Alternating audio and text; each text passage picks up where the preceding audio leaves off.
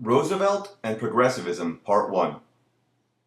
This lecture will explore the role of Theodore Roosevelt in promoting progressive policies. Remember to pause the video at any time to copy the notes.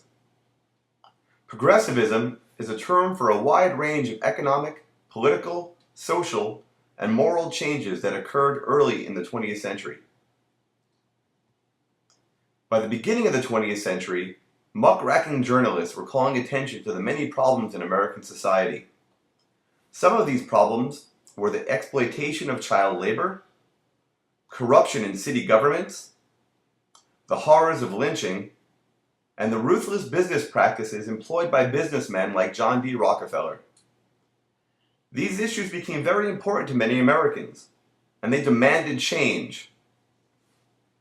Progressive reformers sought to eliminate corruption in government, regulate business practices, address health hazards, improve working conditions, and give the public more direct control over the government through direct primaries to nominate candidates, direct election of senators, the initiative, referendum, recall, and women's suffrage.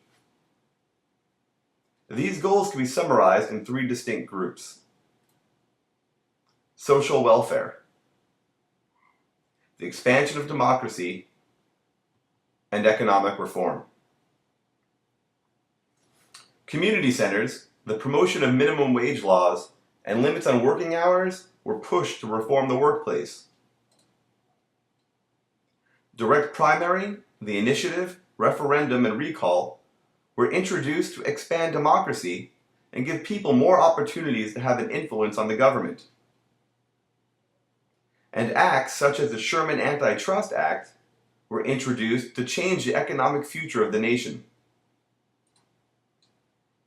The Sherman Antitrust Act was the first federal statute to limit monopolies and still serves a very important role in the American economy. The act was essentially created to promote competition, and competition is always good in business.